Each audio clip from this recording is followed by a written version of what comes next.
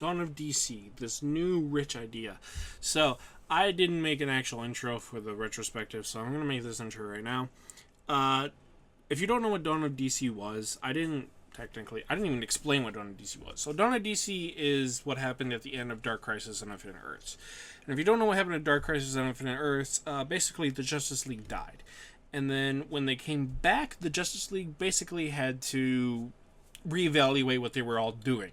So what they basically did, I keep saying basically, take a shot for every time I say basically. But what happened was Batman, Superman, and Wonder Woman all talked to Nightwing, and he was basically saying, it's your guys' time. Do what you need to do to keep the world safe. But for now, we need to figure our stuff out. So, Nightwing, this is all on you. We prepared you for this. I think it's time for the new generation to take over.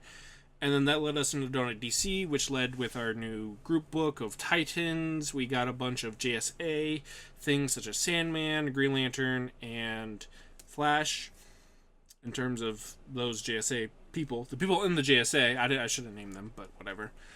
And it all started from there. It also started with the Return of Superman. The Return of Superman was a really big thing as well, from World, starting on the Action Comics 1051. I'm going to say Action Comics 1054, I think, in the video, but I'm correcting myself now in the intro of this video. So I just wanted to give you some retrospective on the retrospective, history on the retrospective, so that way you know going in basically what is going to happen. Take another shot. Alright, thank you guys. Enjoy this video, and just enjoy this video. I am vengeance. I am the night. I am Polar Bear. So as you know, the past week I've been ill, and so I wrote the script, and so we're going to talk about the Dawn of DC. And also, before we get into Absolute Power, which is probably going to shake up the DCU, let's talk about this. So today we're going to talk about Dawn of DC. Was it a success or was it a failure? If you want my personal opinion, this isn't going off like actual numbers or anything. This is just going off me and some YouTubers I watch, and even my own local comic book shop. Yeah, Dawn of DC was a success, to me at least. Alright, well, that's the video. I hope you enjoyed. See you next time. But no, not really. I think Dawn of DC started with Action Comics 1054, which honestly I didn't read, but I heard good things about, such as Superman getting his secret identity back and everything like that. But in terms of the thing that happened, I can tell you what happened with Batman, because as you know, I follow him closely. Absolutely nothing happened with Batman. And I mean nothing. No storylines changed. Heck, Detective Comics didn't even put the logo of Dawn of DC on their books, and still doesn't have it on there. Or at all. I'll admit, yes, one thing did happen in Batman, so I guess technically I lied. We got Batman and Robin. This is now the third series for Batman and Robin, which is arguably, in my opinion, the worst one so far, but it's a fun read, and it's Batman, so I keep reading it. We also got Batman the Brave and the Bold, but I don't think that's really because of Dawn of DC. I think that was more because of what James Gunn said it and his announcement for the Batman movie, but I digress. We also got a bunch of number ones, some better than others, such as Superman, written by Joshua Williamson, and I'm not naming artists because he's had way too many artists, but the book is awesome. If you haven't read Superman, read it. It's great.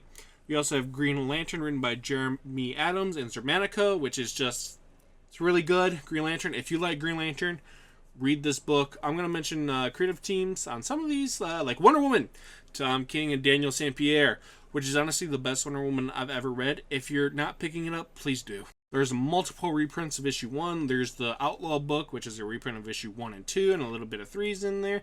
Issue 5 just got a second printing. I might review some of this series, so look out for that. But I'll cover it like issue 1 through 6 or whatever. But other books like Flash got a new number 1, Power Girl, Green Lantern War Journal, which is a John Stewart book, Blue Beetle, Shazam. We have a JSA miniseries. We have everything. Oh, and the Titans got a book because they're the Justice League, if you know what I'm saying. I use Justice League very loosely and in quotations. And this book is kind of mid, to be honest. But I read it because, you know, it's the big group book. But all these books I've listed, I am currently reading to this day. Some are better than others. I really enjoy getting invested in the stories. Others I read because the stories are fun. Would this have been a great jumping on point? Yes, I definitely think so. When I did a lot of books before Dawn of DC, I read Batman, and in other terms of other DC books I read, it was Nightwing, and then I had my indie books and my Marvel books. But basically, that was it. I was just reading Batman and Nightwing. But this channel isn't about other companies other than DC, so we're just gonna talk about Batman. But I think that this imprint worked, and I still enjoy it to this day. All the books have kept their standards. Some, again, are better than others. Power Girl 7. God. Ugh, sorry. I did like the streaky issue, though, I won't lie, which was Power Girl issue 5. But in terms of my own personal opinion, yeah, Dawn of DC was a success. All these books that weren't limited runs are still going on. Heck, Green Arrow, who was a limited run, and I forgot to mention earlier, is an ongoing series. This book, really good too. Joshua Williamson, all the books he's on is really good, except for like Batman and Robin. I don't like his Batman. I don't know why. His Batman's kind of just weird to me.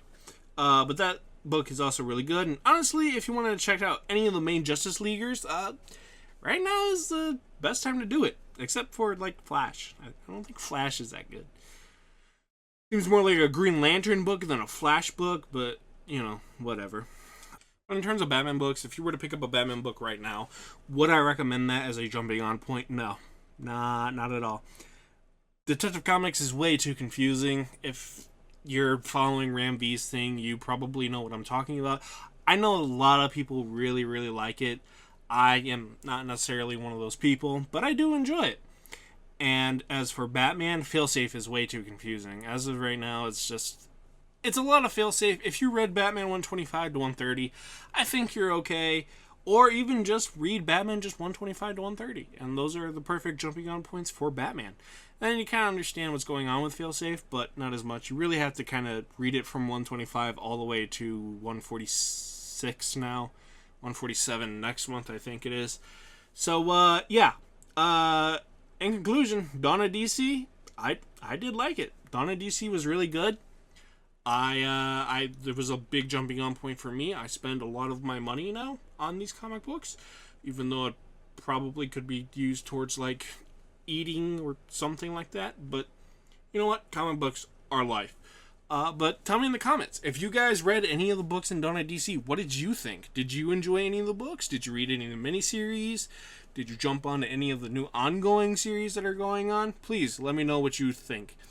And if you were reading Batman, let me know too. But if you enjoyed this video, please like it. And if you enjoy me or Batman, you should hit that red subscribe button and make it a little bit gray. Most importantly, keep collecting the comics that you like.